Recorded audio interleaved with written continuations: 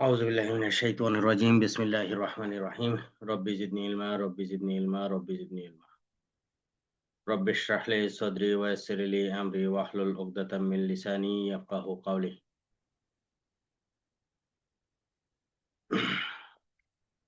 ফৌজদারি কার্যবিধি 1898 হিসাবে অভিহিত হবে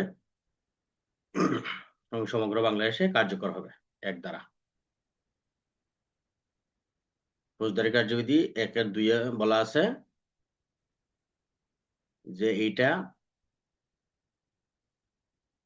অন্য কোনো আইনে প্রভাবিত করবে না এবং সমগ্র বাংলাদেশে এটা কার্যকর হবে। 1-2 দ্বারা বাতিল। 3 দ্বারা বলা আছে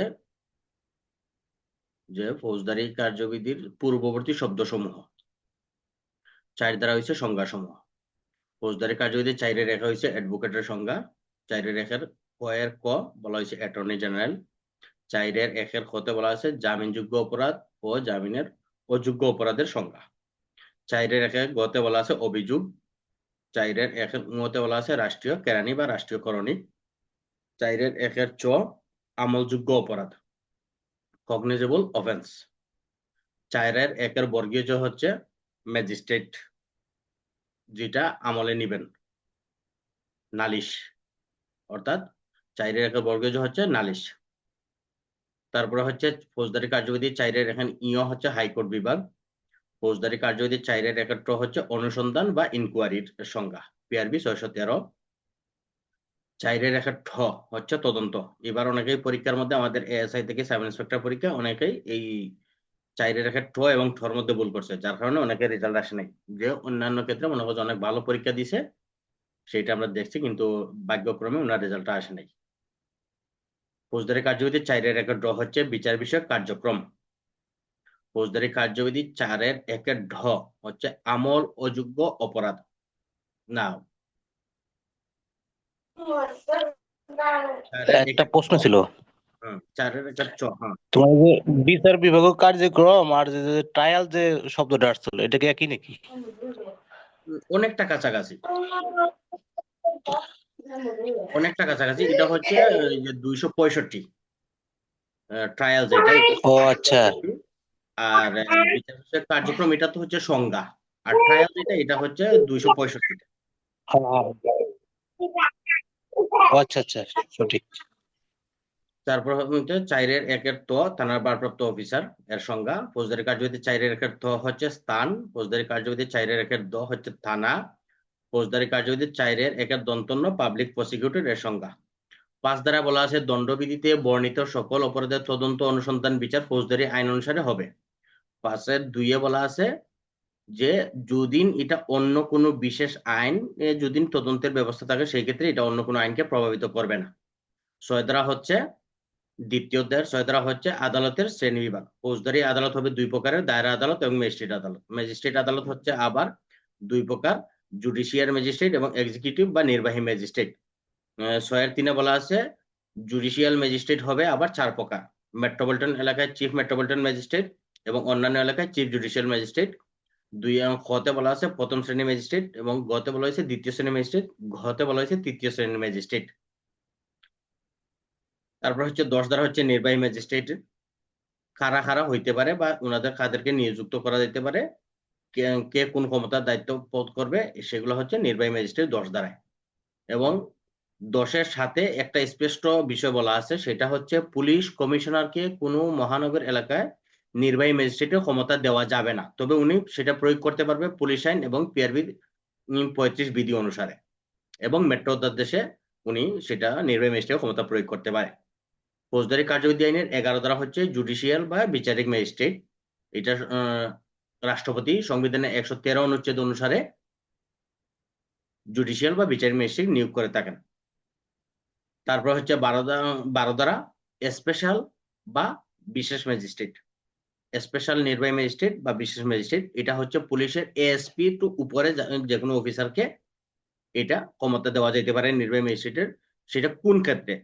আসামি গ্রেপ্তার, আটক এবং অনুসন্ধানের উদ্দেশ্যে তাদেরকে এই ক্ষমতাটা দেওয়া যাইতে পারে এবং তাদেরকে বিশেষ নির্বাহী ম্যাজিস্ট্রেট হিসেবে অভিহিত করা যাবে। তারপরে আমরা পড়ছি 12 ধারা, মফস্বল এলাকার জন্য জাস্টিস অফ দ্য পিচ হবে স্থানীয় জনগণ থেকে, এবং 25 ধারা হচ্ছে পদাধিকার বলে জাস্টিস অফ দ্য পিচ হবেন সুপ্রিম কোর্টের বিচারকগণ। তারপরে পড়ছি আমরা 32 ধারা হচ্ছে ম্যাজিস্ট্রেটগণ সংশোধিত অধ্যাদেশ অনুসারে যেসব দণ্ড দিতে পারেন। এটা হচ্ছে মেট্রোপলিটন ম্যাজিস্ট্রেট বা প্রথম শ্রেণীর ম্যাজিস্ট্রেট, উনি নিঃসঙ্গ অবরোধ সহ অনধিক 5 বছর এবং 5 লক্ষ টাকা জরিমানা। দ্বিতীয় শ্রেণীর ম্যাজিস্ট্রেট দিতে পারেন 2 বছর 3 বছর এবং 3 লক্ষ টাকা জরিমানা, এবং তৃতীয় শ্রেণীর ম্যাজিস্ট্রেট দিতে পারেন 2 বছর এবং 2 লক্ষ টাকা জরিমানা। দুইয়ে বলা আছে এটা অর্থদণ্ড এবং উভয়দণ্ড দুইটাই দিতে পারো। তারপরে পড়ছিলাম আমরা চতুর্থ অধ্যায় 42 ধারা থেকে 45 ধারা। 42 ধারা হচ্ছে জনসাধারণ পুলিশ এবং ম্যাজিস্ট্রেটকে সাহায্য করতে বাধ্য। সেটা কোন কোন ক্ষেত্রে বাধ্য? আসামি গ্রেপ্তার এবং পলায়ন রোধে ম্যাজিস্ট্রেট এবং পুলিশ অফিসারকে সাহায্য করবেন। কত বলা আছে শান্তিভঙ্গ এবং সরকারি সম্পত্তি রক্ষার ক্ষেত্রে জনসাধারণ পুলিশ এবং ম্যাজিস্ট্রেটকে সাহায্য করবেন। যদি তারা উক্ত সাহায্য না করে সেই ক্ষেত্রে দণ্ডবিধি আইনের 187 ধারা মোতাবেক 1 মাস বিনাশ্রম কারাদণ্ড এবং 200 টাকা জরিমানা বা উভয় দণ্ডে দণ্ডিত হইতে পারেন। এবং শান্তি রক্ষা ও সরকারি সম্পত্তি রক্ষার ক্ষেত্রে যদি হয় সেই ক্ষেত্রে 6 মাস বিনাশ্রম কারাদণ্ড এবং 500 টাকা জরিমানা বা উভয় দণ্ড হইতে পারে। ফৌজদারি কার্যবিধি আইনের 43 ধারা বলা আছে পুলিশ অফিসার ব্যতীত অন্য কোনো ব্যক্তি গ্রেফতারি পরোয়ানা তামিলে জনসাধারণ সাহায্য করবে।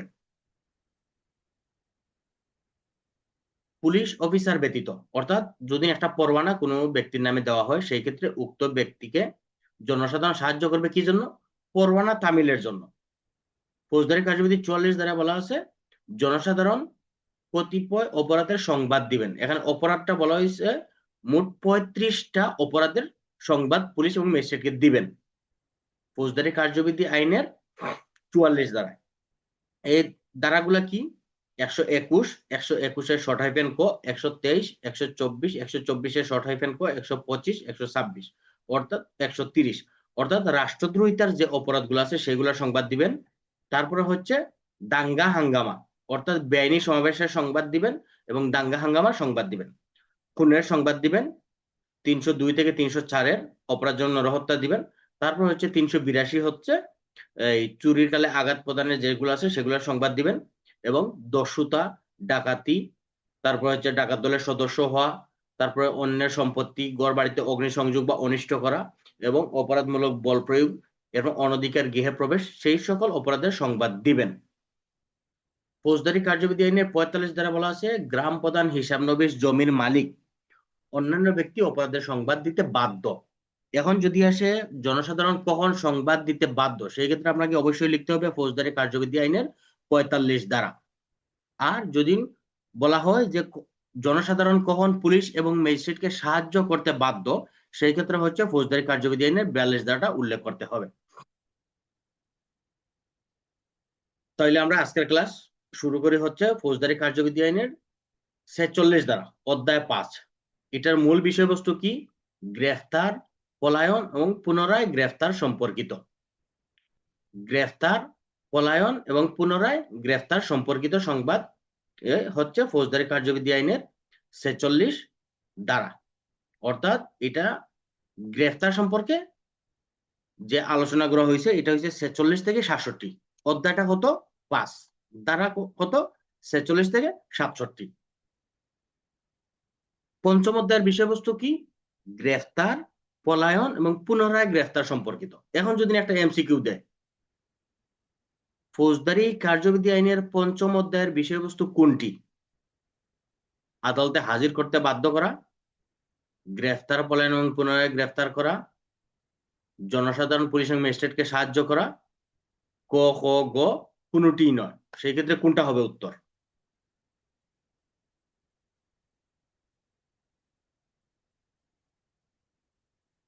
সেই ক্ষেত্রে হবে গ্রেফতার, পলায়ন এবং পুনরায় গ্রেফতার সম্পর্কিত। ফৌজদারি কার্যবিধি আইনের 46-এর 1 গ্রেফতার। তার আগে আমরা 46-এ যাওয়ার আগে গ্রেফতারটা কি সেটা আগে জানি। অ্যারেস্ট। অ্যারেস্ট হচ্ছে যে কোনো ব্যক্তি যখন সে কোনো অপরাধে অভিযুক্ত হয় তার নাগরিক অধিকার বা তার ব্যক্তি স্বাধীনতা হরণ করিয়া সরকারি হেফাজতে বা পুলিশ হেফাজতে নেওয়াকেই গ্রেফতার বলে। গ্রেফতারটা কি? যেই ব্যক্তি তার নাগরিক অধিকার হচ্ছে সে স্বাধীনভাবে চলাফেরা করা, সেই ক্ষেত্রে যদি সে স্বাধীনভাবে চলাফেরা করতে না পারে, সেই তার স্বাধীনতা হরণ করিয়া নিজের হেফাজতে বা পুলিশ হেফাজতে নেওয়াকেই গ্রেফতার বলে।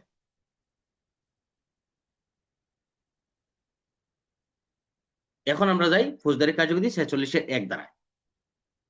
অর্থাৎ আমি গিয়া আরিফরে বললাম যে কি আরিফুল, আমি তোমাকে গ্রেফতার করতে আসছি, তুমি এই এই অপরাধ করছো। তখন আরিফুল কি করলো? আমার কাছে আত্মসমর্পণ করলো। আরিফুল বলল যে ওকে ঠিক আছে, আমি আপনার কাছে আত্মসমর্পণ করলাম। সেই ক্ষেত্রে আরিফুল আটক, অর্থাৎ আরিফুলকে গ্রেপ্তার করা হয়েছে। আরিফুল গ্রেপ্তার অর্থাৎ সরকারি হেফাজতে সে চলে আসছে। এখন যদি আরিফুল কি করে, যে সে যদি বলে যে না আপনি গ্রেপ্তার করতে আসছেন, আমি আপনার গ্রেপ্তার মানি না, সেই ক্ষেত্রে আমি আরিফুলকে গ্রেপ্তার করার জন্য তার যে শরীরের যে কোনো অংশে যখন ধরবো, সেটাই হচ্ছে ফৌজদারি কার্যবিধি 46-1 ধারা। অর্থাৎ আমি আমার ক্ষমতা দেখাইয়া যে আরিফরে যে আমার নিয়ন্ত্রণে নিয়ে আসলাম, সেটাই হচ্ছে ফৌজদারি কার্যবিধি 46-1 ধারা। এটার মূল বিষয়বস্তুটা কি? অর্থাৎ যারে গ্রেপ্তার করা হবে সে যদি কথা বা কার্যাধীন গ্রেপ্তার না মানে, সেই ক্ষেত্রে পুলিশ অফিসার বা অন্য কোনো ব্যক্তি যখন তার দেহ স্পর্শ করবে, সেটাই হচ্ছে 46-1। এটা আইনে ক্ষমতায় দেওয়া আছে। যখন সে আমার মুখের কথায় আমার কাছে সে আত্মসমর্পণ না করবে, তখন আমি তার দেহ স্পর্শ করতে পারবো। এটা হচ্ছে 46-1 দ্বারা। 46-2 দ্বারা কি কইছে? 46-2 দ্বারা বলছে হচ্ছে গ্রেপ্তার এড়ানোর জন্য যদি সে বল প্রয়োগ বা বাধা প্রদান করে বা পলায়নের চেষ্টা করে, সেই ক্ষেত্রে তাকে গ্রেপ্তার করার জন্য যতটুকু ব্যবস্থা গ্রহণ করার দরকার ততটুকু করা যাবে। 46-2 কি? যে যেই ব্যক্তিরে আমি গ্রেপ্তার করতে গেলাম সে আমার কাছে গ্রেপ্তার হচ্ছে না বা আত্মসমর্পণ করতেছে না বা সে বাধা দিচ্ছে, সেই ক্ষেত্রে তাকে গ্রেপ্তার করার জন্য যতটুকু ক্ষমতা প্রয়োগ করার দরকার ততটুকু আমি ক্ষমতা শক্তি প্রয়োগ করতে পারবো। এখন এই ক্ষমতা বা শক্তি প্রয়োগ করতে পারবে কে? যদি এমসিকিউ প্রশ্নটা দেয় যে এই ক্ষমতা প্রয়োগ করতে পারবে কে, পুলিশ অফিসার নাকি অন্য কোনো ব্যক্তি?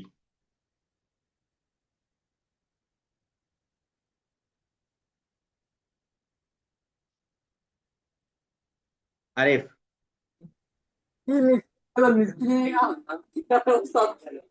এই ক্ষমতা প্রয়োগ করতে পারবে কে? দেলোয়ার হোসেন, আপনি বলেন।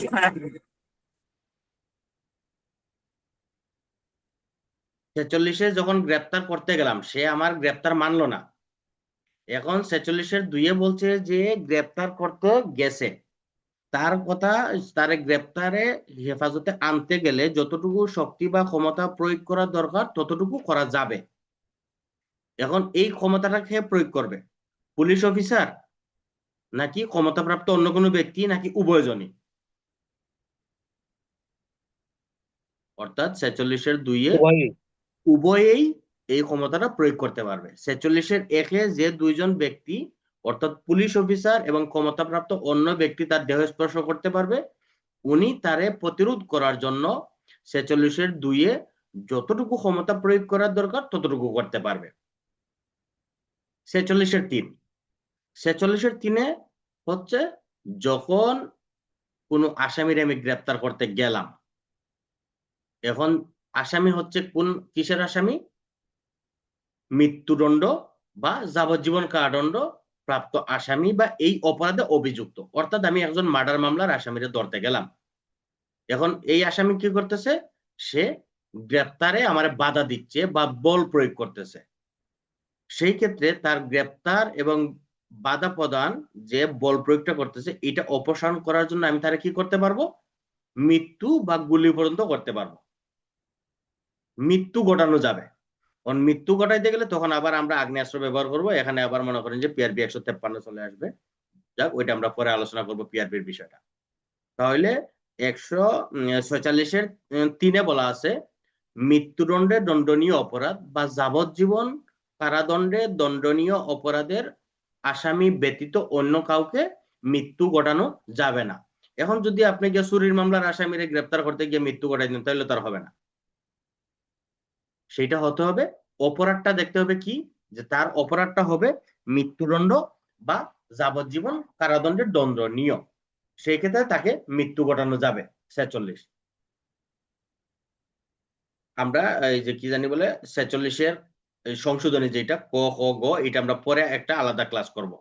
এখন আমরা এই যে 47 48 এগুলা যেহেতু 46-এর সাথে সম্পর্কিত, এই জন্য আমরা এগুলা শেষ করি আগে, আর সংশোধনীটা আমরা পরবর্তী ক্লাসে সংশোধনীটা আমরা আলোচনা করব। 47 ধারা হচ্ছে কি, এই যে 46 ধারা যাকে পুলিশ গ্রেপ্তার করতে ক্ষমতাবান, সেই গ্রেপ্তারকৃত ব্যক্তি অন্য কোনো গৃহে প্রবেশ করছে, এটা কিন্তু 47-এর বিষয়টা হচ্ছে অবশ্যই কারোর বাড়িতে সেটা হইতে হবে। বাড়ি যদি হয় বা বাড়ি বা সম্পত্তি রাখার স্থান হইলে সেই ক্ষেত্রে যেখানে উক্ত স্থানে কোনো ব্যক্তি প্রবেশ করলে সেই মালিকের অনুমতি নিতে হবে 47। এবং মালিক কি করবেন, পুলিশের দাবি বা অন্য যে ক্ষমতাপ্রাপ্ত ব্যক্তি তার দাবিতে উনি কি করবেন, সর্বাত্মক সাহায্য সহযোগিতা করবেন। এটা হচ্ছে 47-এর মূল বিষয়বস্তু। যখন পলাতক ব্যক্তি কোনো বাড়িতে আশ্রয় নেয়, সেই ক্ষেত্রে পুলিশ অফিসারের দাবির প্রেক্ষিতে উনি কি করবে, দরজা খুলে দিবে এবং সেই স্থান তল্লাশি করতে দিবেন। যদি উনি তল্লাশি করতে না দেন, সেই ক্ষেত্রে ব্যবস্থা নেব কত, ফৌজদারি কার্যবিধি 48 ধারায়। 47-এ ওনার কাছে অনুমতি চাইছি, উনি অনুমতি দেয় নাই, তখন এটার ব্যবস্থা নেবে হচ্ছে 48-এ। 48-এ কি করবে, উনার ঘরের বা বাড়ির দরজা জানালা ভাঙ্গা ঘরে প্রবেশ করবে, করে গ্রেপ্তার কার্যক্রম করবে। 48-এ ঘরে ঢুকলো দরজা জানালা ভেঙ্গে। এখন 49 কি হয়েছে, ঘরে ঢুকার পরে তো সে তোর বাড়ির ভিতরে তো আটকে রয়েছে না, যে কোনো একটা রুমের ভিতরে সে গিয়া প্রবেশ করছে। সেই রুমে যখন আমি যাব গিয়া গ্রেপ্তার কার্যকর করতে গেলে তো অবশ্যই এখানে যদি লোকজন আমার এই রুমের দরজা আটকাই দেয়, অর্থাৎ অন্দরমহল যেটা বলে, একটা আছে বেডরুম, একটা হচ্ছে ড্রয়িং রুম, আর একটা হচ্ছে ডাইনিং রুম। অর্থাৎ আমি কি করলাম, তার ঘরে প্রবেশ করলাম তার মূল দরজা ভেঙে 48-এ। 49-এ কি করলাম, আমি তার বেডরুমে গেলাম। বেডরুমে যখন গেলাম তখন সে কি করলো, আমার ওই জায়গার দরজা আটকাই দিল, সেই ক্ষেত্রে আমি কি করব, তার ওই দরজা ভেঙেও আমি প্রবেশ করতে পারবো। 48-এর আরেকটা কথা বাকি আছে, সেটা হচ্ছে আমি যেই ব্যক্তিরে গ্রেপ্তার করতে গেলাম উনি যদি দেখা যায় যে মহিলা হয়, সেই ক্ষেত্রে আমাকে দেখতে হবে যে এই যে 48-এ আমি যে ঘরে প্রবেশ করলাম এখানে যদি কোনো মহিলা থাকে, সেই ক্ষেত্রে তাদেরকে আমি সসম্মানে, পর্দানশীল মহিলা, তাদেরকে বাইর হওয়ার সুযোগ দেব। আর আমি যারা ধরতে গেছি সেও হচ্ছে মহিলা, সেই ক্ষেত্রে আমাকে লক্ষ্য রাখতে হবে অবশ্যই যেন পর্দানশীল মহিলার আড়ালে আমার মহিলা আসামি যেন পলায়ন না করে, সেটা অবশ্যই খেয়াল রাখতে হবে। আবার এটাও খেয়াল রাখতে হবে, আমি একজন পুরুষ আসামি ধরতে গেছি, সে মহিলার ছদ্মবেশ ধরিয়ে কি করলো, এখান থেকে বাইর হইতে যাতে না পারে, সেই জন্য এই বিষয়ে খেয়াল করতে হবে, এটা 48-এ বলা আছে। তাহলে 48-এর বিষয়বস্তু কি, আপনি দরজা জানালা ভেঙে ঘরে প্রবেশ করবেন এবং পর্দানশীল মহিলা হইলে উনাদেরকে সেখান থেকে সসম্মানে যাওয়ার সুযোগ দিবেন। তবে লক্ষ্য রাখতে হবে যাতে আপনার যেই উদ্দেশ্যে আসামি নিয়ে জন্য আপনি ঘরে প্রবেশ করছেন, সেই আসামি যেন এখান থেকে মহিলার ছদ্মবেশ ধারণ করে পলায়ন না করে, এটা অবশ্যই আপনাকে লক্ষ্য রাখতে হবে। আর 49-এ আপনারা কি ক্ষমতা দিছে, 49-এ আপনারা ক্ষমতা দিছে হচ্ছে আপনি যখন কোনো ঘরে প্রবেশ করলেন সেখানে আটকা পড়লে আপনি সেই ঘর থেকে বাইর হবেন। এখন 48 আর 49-এর পার্থক্য কি, এটা হচ্ছে ভাষ্যর একটা আলোচনা। 48 এবং 49-এর পার্থক্য হচ্ছে, ভাষ্যতে স্পষ্ট বলা আছে যে 48-এ আপনাকে ক্ষমতা দিচ্ছে ঘর ভাঙ্গিয়া ভিতরে প্রবেশ করার জন্য, অর্থাৎ দরজা জানালা আপনি ভাঙ্গিয়া ভিতরে প্রবেশ করার ক্ষমতা দেওয়া আছে 48-এ। আর 49 দ্বারা ক্ষমতা কি, 49 দ্বারা আপনাকে আইনে ক্ষমতা দিছে যে আপনি যখন কোনো জায়গায় আটকা পড়বেন সেই জায়গা থেকে আপনি দরজা জানালা ভেঙে বাইর হওয়ার ক্ষমতা আপনাকে 49 দ্বারা দেওয়া আছে। তাহলে 48 আর 49-এর যদি আপনার কাছে প্রশ্ন আসে যে 48 ফৌজদারি কার্যবিধি 48 এবং 49 ধারার পার্থক্য লিখুন, সেই ক্ষেত্রে আপনি লিখবেন যে ফৌজদারি কার্যবিধি 48 ধারা হচ্ছে যদি কোনো স্থানে প্রবেশের অনুমতি না পাওয়া যায় সেই ক্ষেত্রে দরজা জানলা ভেঙে উক্ত স্থানে প্রবেশ করা। এটা হচ্ছে 48-এর ক্ষমতা। 49-এর ক্ষমতা কি, যে আমি 48-এ যে স্থানে প্রবেশ করলাম সেখানে যদি আমি আটকা পড়ি সেই ক্ষেত্রে সেখান থেকে বাইরে হয়ে আসার জন্য দরজা জানলা ভেঙে বাইর হওয়ার ক্ষমতা দেওয়া আছে।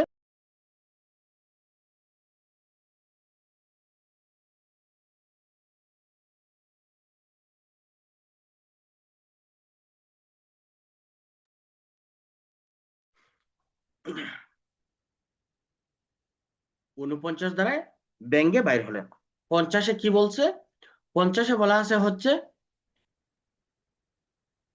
আপনি আসামির পলায়ন প্রতিরোধের জন্য, আসামির পলায়ন প্রতিরোধের জন্য যতটুকু ক্ষমতা বা বল প্রয়োগ করার দরকার ততটুকু করতে পারবেন, তার বেশি করা যাবে না। আসামির পলায়ন প্রতিরোধের জন্য যতটুকু ক্ষমতা বা বল প্রয়োগ করার দরকার ততটুকুই করতে পারবেন। এটা হচ্ছে 50 ধারা। এখন আপনি কি করলেন, একটা আসামি ধরতে গেলেন।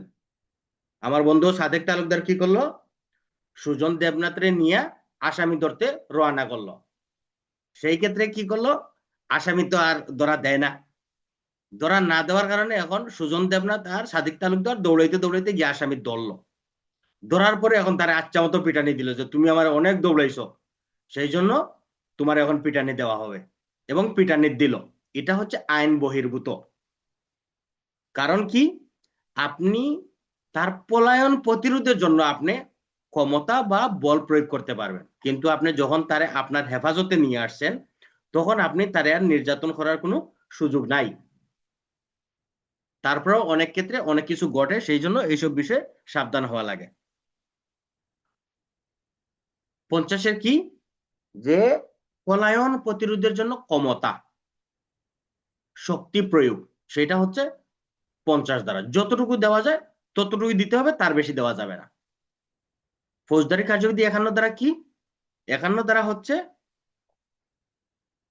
আটক ব্যক্তির দেহ তল্লাশি। এটা কিন্তু খুব একটা ইম্পর্টেন্ট প্রশ্ন এবং এখানে অনেকেই ভুল করে, কারণ এটা থেকে অনেক এমসিকিউ আসে। যদি একবার আপনি একটা এমসিকিউ ধরতে না পারেন তাহলে মনে করেন যে, কারণ পারা জিনিসে ভুল হয় বেশি। কারণ কি, আমরা মনে করি যে আমরা সবই পারি, আবার পরীক্ষার আগে দিয়ে মনে করেন যে আমরা মানে দিন নাই রাত নাই হুঁশ হারাই যাই। সেই কারণে কি হয়, আমাদের পরীক্ষার উপরে একটা প্রেশার পড়ে। কিন্তু আপনি এখন থেকেই যদি এই যে 1 বছর আপনার সময় আছে, কমপক্ষে আপনি 9 মাস সময় পাবেন হাতে। প্রত্যেকদিন যদি একটা অথবা দুইটা দ্বারা যদি আপনি মুখস্থ করতে পারেন তাহলে আপনার 300 দিনে দুইটা করে হইলে 600 দ্বারা।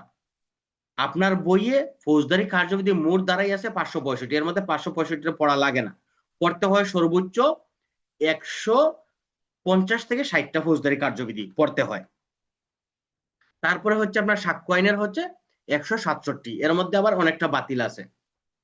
দণ্ডবিধিতে আছে 511, এখানে আপনার মনে করেন যে 12 অধ্যায় পড়ার কোনো প্রয়োজন নাই। তারপরে হচ্ছে এই 13 অধ্যায় সামান্য পড়লে চলে, 14 অধ্যায় সামান্য পড়লে চলে, 15 অধ্যায় এটা হচ্ছে ধর্মীয় অবমাননা, এখন আর এগুলো এখানে নাই, এগুলো চলে গেছে সাইবার নিরাপত্তা, এগুলো হচ্ছে হালকা হালকা পড়তে হয়। অর্থাৎ দেখা গেছে দণ্ডবিধিতে 511টা ধারার মধ্যে আপনি হয়তো বা সর্বোচ্চ যদি আপনি গুড প্রিপারেশন নেন তাহলে আপনার 350 প্রশ্ন পড়লেই দ্বারা পড়লেই এনাফ। তাহলে দেখা গেছে যে আপনি 1 বছরে যদি, বেশি না মাত্র 700টা দ্বারা পড়েন, 700 দ্বারা দৈনিক 2টা পড়লে আপনি 700টা দ্বারা পড়া আপনার জন্য 1 বছরে কোনো ব্যাপারই না। মাইনর এক্ট যেগুলো, এগুলো আপনি একদিন বসেন যদি 1 ঘন্টা সময় নিয়ে, তাহলে এক একটা মাইনর এক্ট শেষ করা যায়। কারণ মাইনর এক্টের আপনার এ টু জেড পড়ার দরকার নাই, যেগুলো আপনার সাথে রিলেটেড আপনি সেই ধারাগুলো পড়বেন। কিন্তু আমরা কি করি, এই যে এখন সময় আছে আমরা এখন পড়তেছি না, কারণ এখন আমরা বিভিন্ন ব্যস্ততা দেখাই। ব্যস্ততা দেখাইলে কোনো লাভ নাই, লসটা আপনারই হবে। আজকে আমি একটা পোস্ট করছিলাম, সেই পোস্টে আমার যে অনুপ্রাণিত করছে যে সাব ইন্সপেক্টর মুস্তাফিজুর স্যার যে এই ক্লাস নেওয়ার জন্য বা আমার জ্ঞানটা বিতরণ করার জন্য, সেই স্যার আমার পোস্টের মধ্যে কমেন্ট করছে যে আল্লাহ পবিত্র কোরআনের সূরা রাদের 11 নম্বর আয়াতে বলে দিছে, আমি সেই জাতির ভাগ্য পরিবর্তন করি না ততক্ষণ যতক্ষণ না সে তার নিজের ভাগ্য নিজে পরিবর্তন করে। আল্লাহ কি সুন্দর স্পষ্ট বলে দিছেন সূরা রাদের 11 নম্বর আয়াতে। সেই কমেন্টটাই এই যে আমাদের সাব ইন্সপেক্টর মুস্তাফিজ স্যার আমার এখানে কমেন্টটা করছেন, স্যারই আমার ক্লাসের জন্য অনুপ্রাণিত করছেন। এই জন্য আমি স্যারের প্রতি ধন্যবাদ এবং কৃতজ্ঞতা জ্ঞাপন করি যে স্যার যে আমারে অনুপ্রাণিত করিয়া আমার জ্ঞানটা বিতরণের জন্য উৎসাহ দিচ্ছেন। তো এই রাদে সূরা রাদ 11 নম্বর আয়াতে আল্লাহ স্পষ্ট বলে দিয়েছেন যে আমি সেই জাতির ভাগ্য ততক্ষণ পরিবর্তন করি না যতক্ষণ না পর্যন্ত সে তার নিজের ভাগ্য নিজে পরিবর্তন করে। তো আপনি কি করবেন? আপনি লেখাপড়া না করে যদি বলেন যে আল্লাহ আমার ভাগ্যতে দিচ্ছে না, ভাই আপনি চেষ্টা করেন, আপনার চেষ্টা অব্যাহত রাখেন। কোনো টিচারই আপনার খাতা লিখে দিবে না। আপনি যত ভালো টিচারের কাছেই পড়েন, যত দেশ সেরা বিশ্ব সেরা টিচারের কাছে পড়েন, আপনার পরিশ্রম আপনাকেই করতে হবে। হ্যাঁ, আপনি বিভিন্ন টিচারের কাছ থেকে জ্ঞান নিতে পারেন, বিভিন্ন টিচারের কাছ থেকে আপনি জ্ঞান নিতে পারেন। আপনার এই জ্ঞানটা কি হবে যে এক এক টিচার এক এক রকম বলে, এক এক টিচার এক এক রকম বোঝায়। সেই ক্ষেত্রে আপনি বিভিন্ন টিচারের কাছে যদি পড়েন তাহলে সেই ক্ষেত্রে কি হবে, আপনার জ্ঞানটা বৃদ্ধি হবে। কিন্তু এই জ্ঞান বৃদ্ধি নিয়ে আপনি যদি অহংকার করেন তাহলে আপনার শেষ, আপনি ধ্বংস। কারণ অহংকারী পতন সুনিশ্চিত, এটা আল্লাহ বলে দিয়েছেন, কারণ অহংকার করবেন একমাত্র আল্লাহ। ঠিক আছে, তো আমরা যতটুকু গেলাম সেটা হচ্ছে কি, আমরা 46 থেকে আবার একটু রিভাইজ দিই। 46 দ্বারা হচ্ছে গ্রেপ্তার, যখন গ্রেপ্তারের সংজ্ঞা আসবে সেই ক্ষেত্রে ফৌজদারি কার্যবিধি 46, পিআরবি 316 বিধি সেটা উল্লেখ করব। তারপরে হচ্ছে 46-এর 1-এ বলছে যে ফৌজদারি যখন কোনো ব্যক্তির গ্রেপ্তার করতে গেলেন, সে যদি আপনাকে গ্রেপ্তারে বাধা দেয় তাহলে আপনি তার দেহে স্পর্শ করে গ্রেপ্তার করতে পারবেন। 46-এর 2-এ হচ্ছে যখন আপনি সে বল প্রয়োগ বা বাধা দিচ্ছে সেই ক্ষেত্রে আপনি তার এই বল প্রয়োগ বাধার জন্য ক্ষমতা প্রয়োগ করতে পারবেন। 46-এর 3-এ হচ্ছে মৃত্যুদণ্ড বা যাবজ্জীবন কারাদণ্ড দণ্ডিত অপরাধী যদি হয় সেই ক্ষেত্রে মৃত্যু ঘটাইতে পারবেন, আর যদি সে মৃত্যুদণ্ডের বা যাবজ্জীবন কারাদণ্ডে দণ্ডিত না হয় সেই ক্ষেত্রে তার মৃত্যু ঘটানো যাবে না। আমাদের ক্লাসটা শেষ পর্যায়ে চলে আসছে, আর 10 মিনিট আছে। 47 হচ্ছে যে স্থানে আসামি লুকাই রয়েছে সেই স্থানে প্রবেশের জন্য অনুমতি চাওয়া, এবং যার কাছে আপনি অনুমতি চাইলেন বাড়ির মালিক বা দখলদার, তিনি আপনাকে সর্বাত্মক সাহায্য সহযোগিতা করবেন 47-এ। 48-এ হচ্ছে যদি আপনার দাবি বা অধিকার অনুসারে উনি যদি সাহায্য না করে সেই ক্ষেত্রে আপনি উনার বাড়ির দরজা জানালা ভেঙে আপনি ভিতরে প্রবেশ করতে পারবেন। 48, এটা হচ্ছে আপনার ক্ষমতা। 49 দ্বারা হচ্ছে আপনি যখন ভিতরে গেলেন সেখানে যদি আপনি আটকা পড়েন সেই ক্ষেত্রে আপনি কি করতে পারবেন, দরজা জানালা ভেঙে আপনি বাইরে হতে পারবেন। এটা হচ্ছে 49-এ আপনার ক্ষমতা। 50-এ আপনাকে বিধি নিষেধ দিয়ে দিছে, সেটা হচ্ছে কি যে আপনি আসামির পলায়ন রোধের জন্য যতটুকু ক্ষমতা বা বল প্রয়োগ করা দরকার ততটুকু করবেন, তার বেশি করা যাবে না। এটা হচ্ছে 50 দ্বারা। 51 দ্বারা কি হচ্ছে, 51 দ্বারা হচ্ছে আটক ব্যক্তির দেহ তল্লাশি। এটা একটা বিশাল একটা ধারা ছিল এবং এটা নিয়ে আলোচনা করলে দেখা গেছে আমাদের 40 মিনিট শুধু এই ধারা নিয়েই আলোচনা করতে হবে। এই আটক ব্যক্তিটাকে উনি কি পুরুষ নাকি মহিলা, যদি আপনাকে প্রশ্ন করে যে ফৌজদারি কার্যবিধি 51 দ্বারা আটকিত ব্যক্তিটি কে, সে পুরুষ মহিলা নাকি উভয়ই নাকি কোনোটাই নয়, সেই ক্ষেত্রে আপনি কোনটা লিখবেন? আটককৃত ব্যক্তিটা হচ্ছে পুরুষ বা মহিলা উভয়টাই হইতে পারে। আটককৃত ব্যক্তির দেহ তল্লাশি আপনি কখন করবেন? আপনার দ্বারা অ্যারেস্ট করা মাত্রই কি আপনি তল্লাশি করতে পারবেন? আইনে আপনাকে সেটা বলে না। আইন বলছে যদি পরোয়ানামূলে আপনি গ্রেপ্তার করেন সেই ক্ষেত্রে আপনি, যদি তার জামিন দেওয়ার ব্যবস্থা না থাকে সেই ক্ষেত্রে আপনি করতে পারবেন, এবং যদি সে জামিন নিতে অসমর্থ হয় সেই ক্ষেত্রে আপনি তার দেহ তল্লাশি করতে পারবেন। ফৌজদারি কার্যবিধি 51 দ্বারা স্পষ্ট বলা আছে যে আটককৃত ব্যক্তি যদি সে জামিন নিতে না পারে বা পরোয়ানায় জামিনের ব্যবস্থা না থাকে, সেই ক্ষেত্রে আপনি তার দেহ তল্লাশি করতে পারবেন। আর যদি সে জামিন নেয়, আজকে কি আমার বারবার কি নেট সমস্যা করতেছে নাকি? নেট দেখি বারবার কেটে যাচ্ছে। 51 ধারা হচ্ছে যদি সে জামিনের ব্যবস্থা থাকে, সেক্ষেত্রে আপনি তার দেহ তল্লাশি করতে পারবেন না। এবং যদি সে জামিন নিতে অসমর্থ হয়, অর্থাৎ সে কি করছে, জামিন নিতে পারে না, সেই ক্ষেত্রে আপনি তার দেহ তল্লাশি করতে পারবেন 51 ধারা। 51 ধারা আবার বলা আছে যে যেই ব্যক্তিরে আপনি দেহ তল্লাশি করতে গেলেন, সে কি করছে, এই যে নতুন একটা সংশোধনী দিচ্ছে, সংশোধনী বলছে কি, আপনি যে তার নিকট থেকে যে জিনিসপত্রগুলো পাইছেন সেটার আপনি জব্দ তালিকা করবেন এবং সাক্ষীদের উপস্থিতিতে সেই জব্দ তালিকাটা করতে হবে। 51 ধারা সংশোধনী, সাক্ষীদের উপস্থিতিতে সেটা করতে হবে এবং সাক্ষীর স্বাক্ষর নিবেন এবং যেই ব্যক্তির আপনি দেহ তল্লাশি করিয়া মালামালগুলো হেফাজতে নিয়েছেন তার একটা স্বাক্ষর নিবেন। যদি সম্ভব হয় তাহলে এই জব্দ তালিকার একটা কপি সেই ব্যক্তি অথবা তার উপযুক্ত প্রতিনিধির নিকট দিবেন। 51 ধারা, এটা হচ্ছে নতুন সংশোধনী যে ধারাটা আসছে, সেই সংশোধনীতে এটা বলা আছে 51 ধারা। তাহলে 51 ধারাতে আমরা মূল বিষয়বস্তুটা পাইলাম কি, যে আটক ব্যক্তির দেহ তল্লাশি। আটক ব্যক্তির দেহ তল্লাশি কখন করা যাবে? যদি সে জামিন নিতে অসমর্থ হয় এবং জামিনের ব্যবস্থা থাকে, সেই ক্ষেত্রে তার দেহ তল্লাশি করা যাবে না। আর যদি সে জামিন নিতে পারে এবং জামিন নেয়, জামিনের ব্যবস্থা থাকে, সেক্ষেত্রে তার দেহ তল্লাশি করা যাবে না। তল্লাশি করা যাবে কখন? অর্থাৎ তার জামিনের ব্যবস্থা আছে, সেক্ষেত্রে তল্লাশি করা যাবে না। অথবা সে জামিন নিবে, সেক্ষেত্রে দেহ তল্লাশি করা যাবে না। 51 দ্বারা স্পষ্ট এগুলো বলা আছে।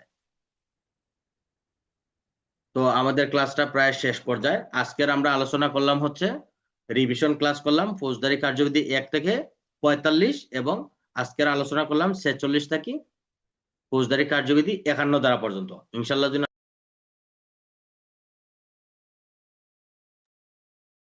আজকে নেটের তো থেকে বারবার শুধু সমস্যা করতেছে। তো ঠিক আছে, আজকের মতো আমরা এখানে ক্লাস শেষ করি। ইনশাল্লাহ আগামীকালকে আল্লাহ যেন হায়াতে বাঁচিয়ে রাখে, তাহলে আমরা এই 46 থেকে 51 পর্যন্ত আমরা আবার বিস্তারিত আলোচনা করে তারপরে অ্যাডভান্স হবো। সবাই ভালো থাকবেন। আসসালামু আলাইকুম।